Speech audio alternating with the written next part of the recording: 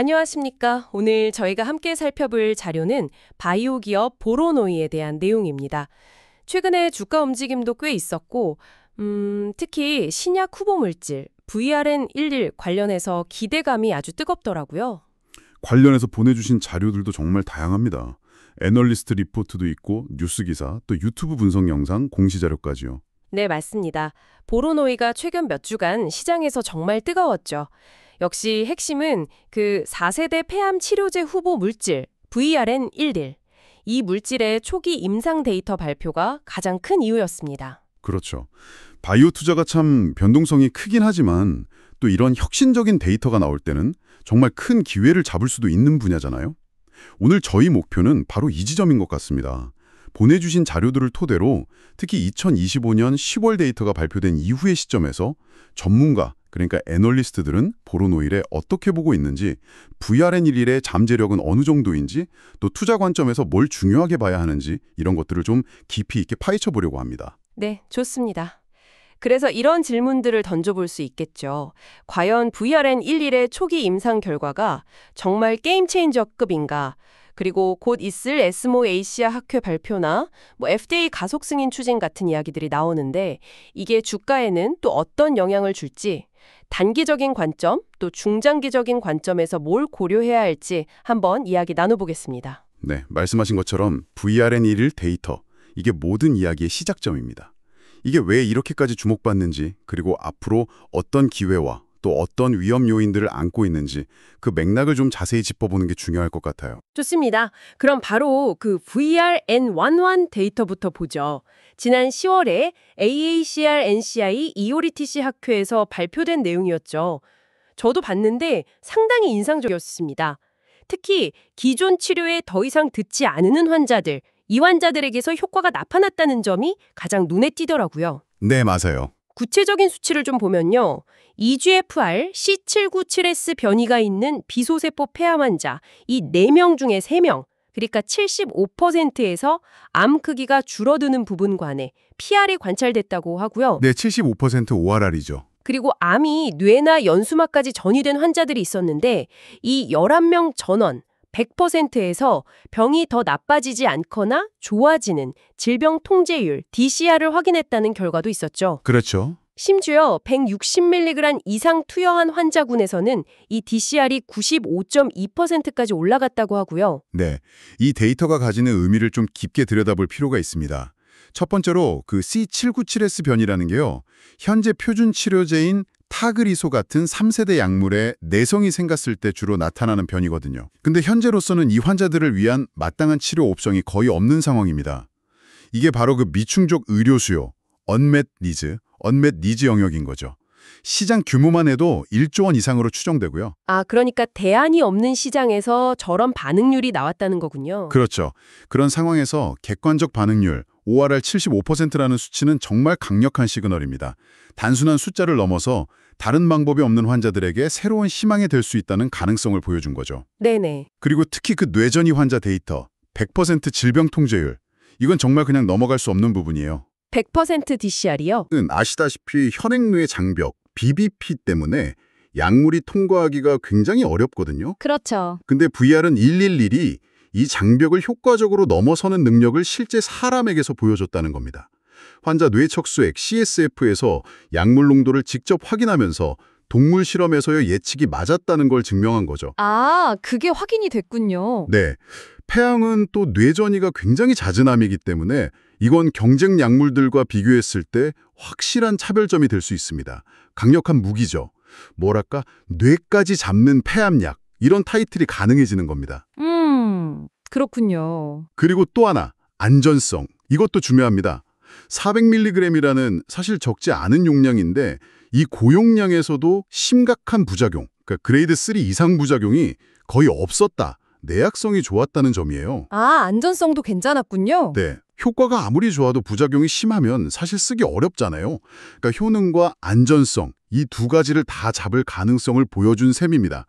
여기에 또 먹는 알약 형태라는 편의성까지 더하면 현재까지 나온 초기 데이터만 놓고 봤을 때는 분명 계열뇌 최고 신약, 베스트 인 클래스가 될 잠재력이 충분하다 이렇게 평가할 수 있겠습니다. 네, 그런 긍정적인 초기 결과가 나오니까 당연히 다음 단계에 대한 기대감이 커질 수밖에 없겠네요.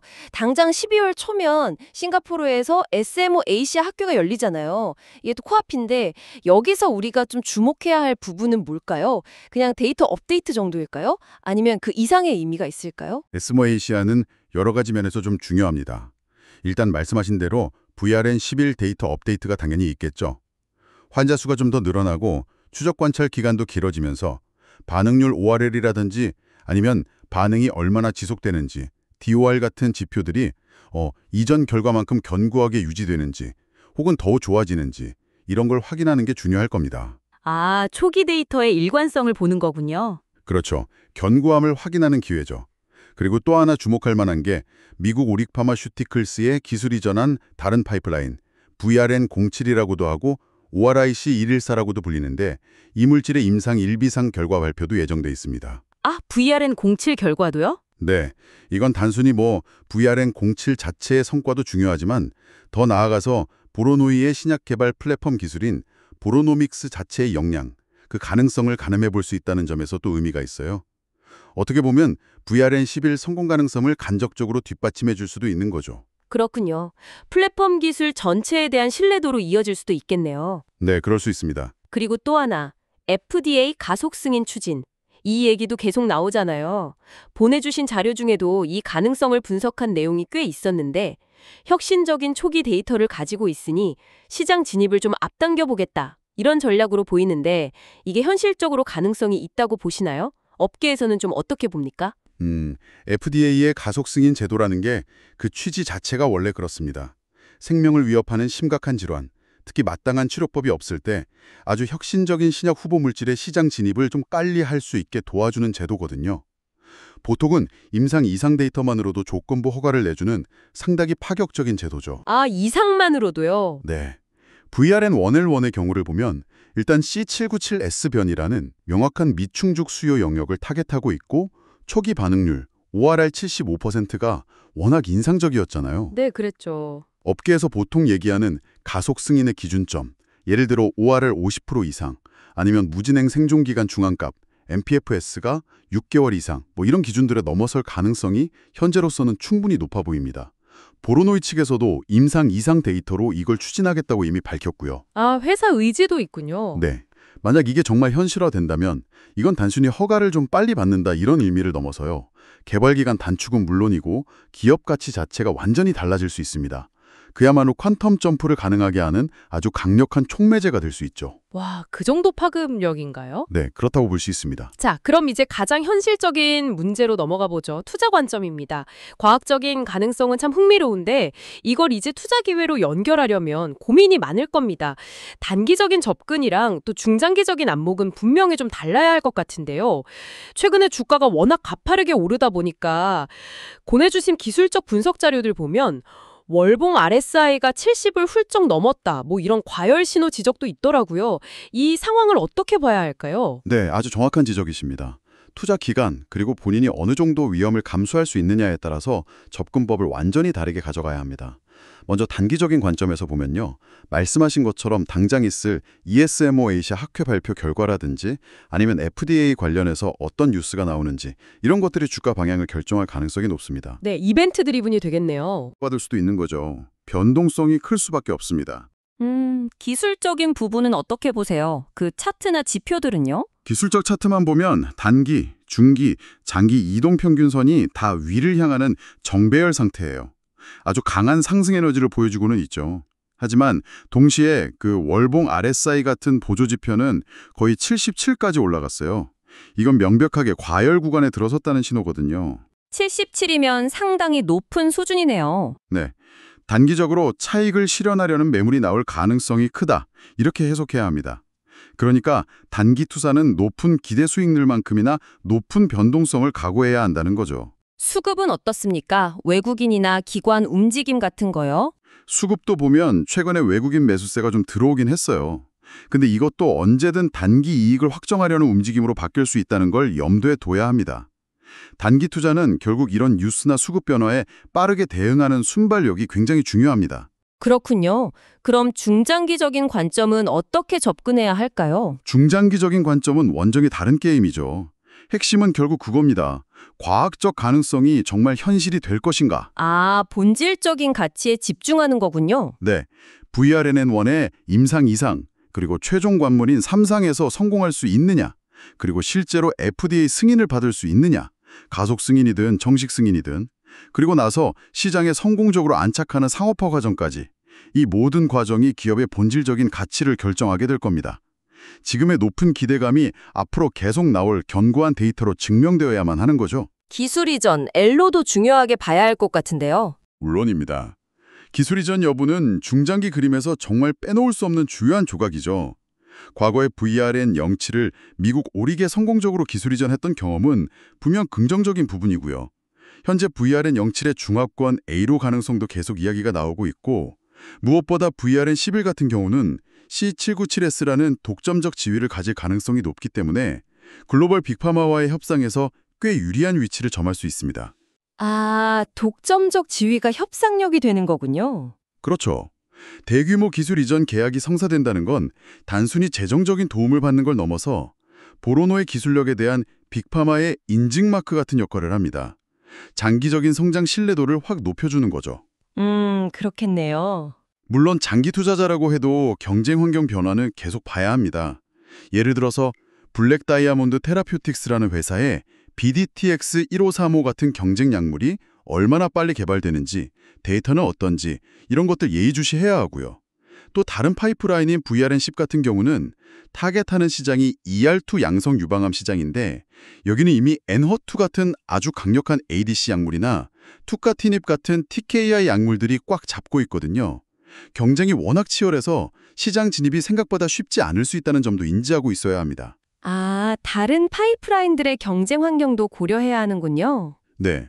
그리고 마지막으로 이건 정말 기본인데 재무 건전성 체크는 필수입니다. 재무요? 네. 보호의는 아직 R&D 비용이 매출보다 훨씬 큰 구조잖아요. 최근에 500억 원 규모 전환사채 CB를 발행해서 한 3년 정도 운영자금은 확보한 걸로 보입니다만, 임상 3상 같은 후속 개발을 하려면 추가 자금 조달이 필요할 수도 있습니다. 그리고 이 CB는 2026년 7월 이후에 주식으로 전환될 수 있는데, 이게 또 기존 주주들의 지분 가치를 희석시키는 요인이 될 수 있고요. 아, 시비 물량 부담이 있을 수 있겠네요. 네, 그리고 기술성장 기업 특례 상장이라서 관리 종목 지정 유예 기간이 있는데 매출 요건 유예가 2026년에 끝나거든요. 이런 부분이나 아니면 법인세 차감 전 손실 비율 관리 같은 재무적인 제약 조건들도 강구하면 안 됩니다. 현재 PBR, 그러니까 주가 순자산 비율이 50배가 넘나드는 수준인데, 이건 사실 미래의 성공 가능성이 현재 주가에 상당히 많이 미리 반영되어 있다는 뜻이기도 하거든요. 네, 그렇죠. 밸류에이션 부담이 있다는 얘기군요. 그렇습니다. 즉, 기대가 현실이 되지 못했을 때의 하방 위험도 그만큼 크다는 것을 의미합니다. 네, 기대가 큰 만큼 정말 고려해야 할 위험 요인들도 명확하게 짚어주셨네요. 결국 신약 개발이라는 과정 자체가 불확실성을 안고 가는 거니까요. 투자자 입장에서는 후속 임상에서 결과가 좀 다르게 나올 수 있다는 본질적인 위험, 그리고 데이터가 좋게 나와도 시장의 해석이나 심리에 따라서 주가가 또 예상과 다르게 갈 수도 있다는 점, 이런 걸 항상 생각해야겠군요. 지난 4월 학회 발표 때도 사실 데이터는 괜찮았는데 주가는 오히려 좀 빠졌던 경험이 있다는 것도 참고해야 할 것 같고요. 맞습니다. 가장 근본적인 위험은 역시 임상 실패 가능성입니다. 아무리 초기 데이터가 좋아 보여도 후속 대규모 임상에서 그게 재현되지 않거나 예상치 못한 부작용이 나올 수 있죠. 이건 뭐 바이오 투자의 가장 큰 본질적 위험이니까요. 그렇죠. 그리고 시장 반응의 예측 불가능성, 이것도 무시 못합니다.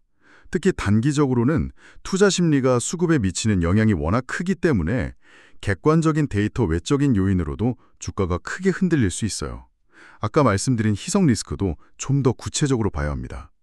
500억 CB 전환 가능 시점, 2026년 7월 이후가 다가올수록 잠재적인 매물 부담이 부각될 수 있고요. 또 발행하고 1년 안에 미국이나 유럽에서 임상 이상 승인을 못 받으면 이자율이 올라가는 스텝업 조항 같은 세부 조건들도 체크해봐야 합니다. 아, 그런 조건들도 있군요. 네, 스톡옵션 행자 가능성 같은 다른 희석 요인들도 잠재적으로 존재하고요. 마지막으로 만약 기술 이전이 좀 지연되거나 기대에 못 미칠 경우 계속 들어가는 R&D 비용 때문에 재무적인 압박이 커질 수 있다는 점도 현실적인 위험 요인입니다. 네, 그럼 종합적으로 한번 정리를 해보죠. 보로노이는 현재 VRN11이라는 아주 강력한 후보 물질, 그 혁신적인 초기 임상 데이터를 바탕으로 시장에 높은 기대를 한몸에 받고 있다, 이렇게 볼 수 있겠고요. 연말에 있을 ESMO 아시아 학회 발표나 앞으로 추진될 FDA 가속 승인 가능성, 이런 것들이 단기적으로는 주가 흐름을 좌우할 핵심 변수가 될 것 같습니다. 네, 정확합니다. 투자자 관점에서 보면 이런 단기 이벤트에 집중하는 전략이 있을 수 있고, 또 VRN11의 최종적인 임상 성공과 상업화라는 긴 호흡의 가능성, 여기에 무게를 두는 전략도 있을 수 있겠죠. 결국 당신의 투자 목표 기간이 어느 정도인지, 또 위험은 어느 정도까지 감수할 수 있는지에 따라서 지금 보로노이를 바라보는 관점과 전략이 달라져야 할 것 같습니다. 맞습니다. VRN11이 가진 잠재력은 정말 부인할 수 없이 매력적입니다. 하지만 동시에 바이오 투자가 원래 가지고 있는 본질적인 불확실성, 그리고 현재 주가에 반영된 높은 기대치, 즉 밸류에이션 부담, 또 방금 짚어본 여러 재무적 위험 요인들, 이걸 다 테이블 위에 올려놓고 아주 균형 잡힌 시각으로 판단해야 합니다. 그냥 막연한 기대감에 올라타기보다는 앞으로 나올 데이터의 구체적인 내용과 그 질, 특히 초기 결과가 얼마나 지속성을 보이는지, 그리고 후속 임상에서 재현되는지, 이런 것들을 냉철하게 확인하고 또 회사가 어떤 전략적인 움직임을 꾸준히 추적 관찰하는 것이 중요합니다. 네, 오늘 주로 VRN11 중심으로 이야기를 나눴지만, 사실 보로노이는 보로노믹스라는 자체 플랫폼 기술을 가지고 있잖아요. 이걸 기반으로 다른 여러 파이프라인들도 개발 중이고요. 마지막으로 이런 질문을 한번 던져보면서 마무리하면 어떨까 싶습니다. 만약에 VRN11이 최종적으로 성공한다면 이게 그냥 하나의 신약 성공으로 끝나는 걸까요? 아니면 이걸 넘어서 보로노믹스라는 플랫폼 기술 전체의 가치를 입증하고 다른 파이프라인들의 성공 가능성까지 높여주는 어떤 강력한 후광 효과를 가져올 수 있을까요? 아니면 결국 각 파이프라인의 운명은 개별적인 임상 결과에 따라서 독립적으로 평가받게 될까요? 이 질문에 대한 답을 스스로 한번 찾아가 보는 과정이 앞으로 보로노이라는 기업의 장기적인 가치를 평가하는 데 있어서 또 다른 중요한 관전 포인트가 되지 않을까, 그런 생각이 드네요. 네, 아주 좋은 질문인 것 같습니다. 그 플랫폼 기술의 가치 입증 여부 정말 중요한 포인트죠. 오늘 보로노이에 대한 이런 심층적인 탐구, 여러분께 유익한 시간이 되셨기를 바랍니다. 다양한 관점의 자료들 덕분에 저희도 훨씬 풍부한 논의를 할 수 있었습니다. 다음 시간에 또 흥미로운 주제로 찾아뵙겠습니다. 감사합니다. 감사합니다.